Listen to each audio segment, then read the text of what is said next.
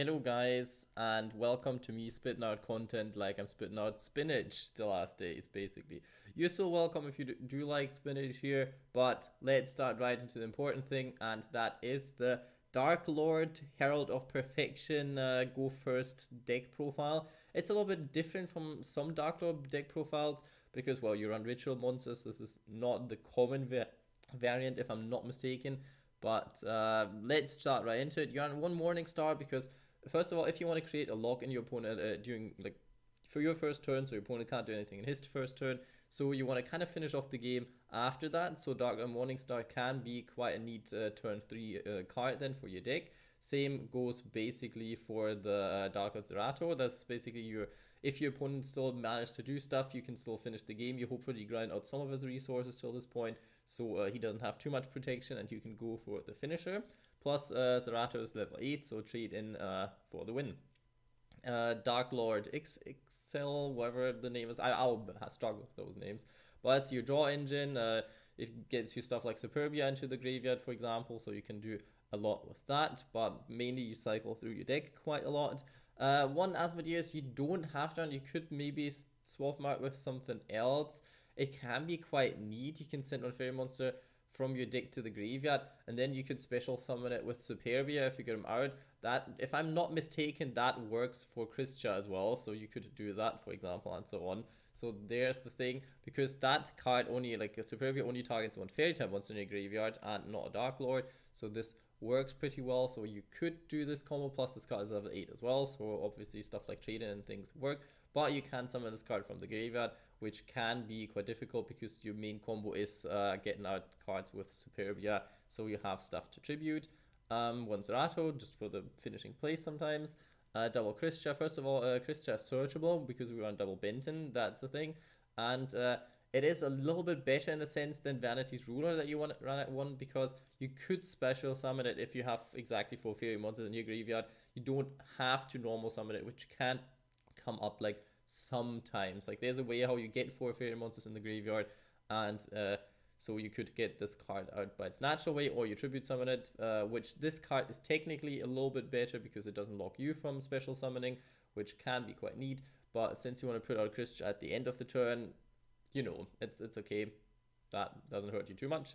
You're on one Darklord Nastin just to get more cards into the graveyard. You don't really have to on him either. You could go for triple Amdusk, because Amdusk is usually not as important, but here it's kind of more important. First of all, you can recycle cards from your graveyard in the next turn, but also the thing is that it is level 6, and that is important for a Herald of Perfection because that card is level 6, and you have to have cards that are level 6, and you can't exceed that. So want to make sure that you have 2 of them, so you could draw into it, but you could also search it with banishment, so you have that going on.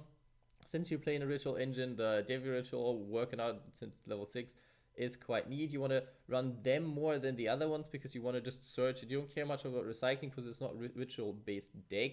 It just gives you that turn 1 extending play since you have a lot of fairy monsters and so on. Plus the card is level 6, so we run triple of those and a double of those because of the ratios in the deck.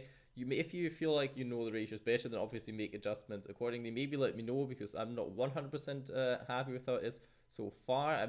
There might be some tuning that you can do in this deck, so if you have any ideas, please write in the comments because I would really appreciate that. Herald of Perfection is a card where obviously you can negate more than once per turn, which is pretty neat, unless you don't have fairy monsters in your hand. But there's a lot of things that make sure you have fairy monsters in their hand. First of all, you can use banishment from the graveyard with one of your Darklord monsters, so you can make sure you have one fairy monster in your hand. Plus, you get one fairy monster back from Dawn of the Herald when you use it. You can search one fairy monster or Cyber Ninja Ben 10, which means you'll search your special summon log because that can really hurt a lot of decks. But other than that, you'll have a lot of things to actually negate. You'll probably, the best board you could go for is, well, one time I had like Vanity's Ruler, Darklord Christia, and Herald of Perfection with 2 negates. But what you want to be doing is one of those 2 and this card for like at least 1 or 2 negates, so your opponent really can't get rid of either one of those because you can negate all the stuff that he could get rid of with. So that is that.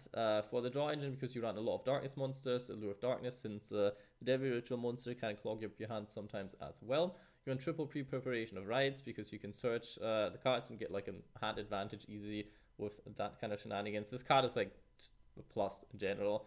Darklord Contact, just getting your Darklords out of the graveyard.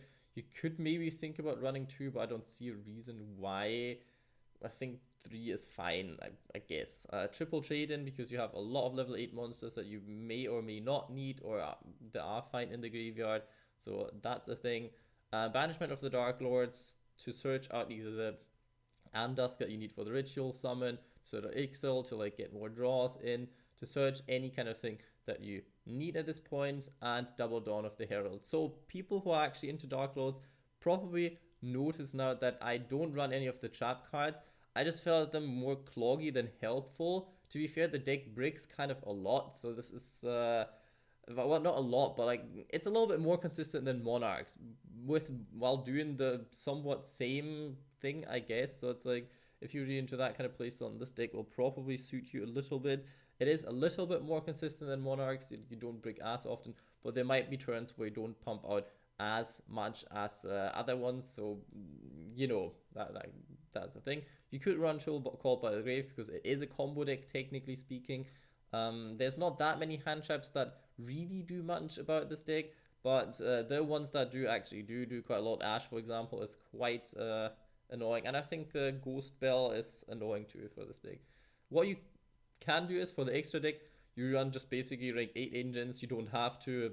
This is just my kind of selection here. If you want to go for a budget variant, which my channel stands for, so there's a lot of budget options, and you don't have to run an extra deck at all because you barely have to go into it. This is just options that you have because you have level 6 and level 8s that you can spam out on the board and stuff like that.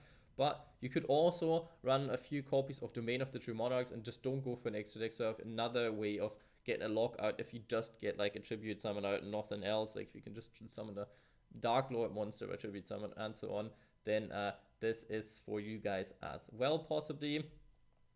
Other than that, this deck about price, when we're talking about price, I would say it's probably, depending on what extra deck cards you run, somewhat between like $40 to $60, I assume. Like it's not expensive. Darklords cost basically nothing.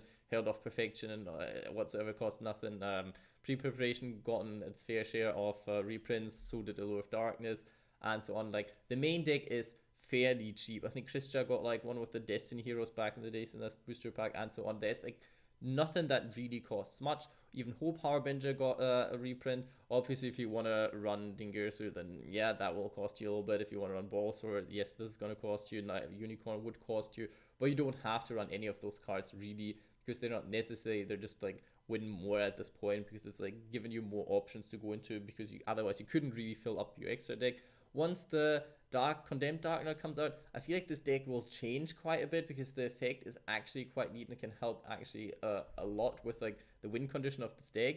But as it stands right now, yeah, I mean, run it if it comes out in the meantime, but you don't have to. I hope you enjoyed this deck profile. Give it a like, subscribe, blah blah blah, do all those things other YouTubers always tell you to do because they're probably right. And most of all, have a good day.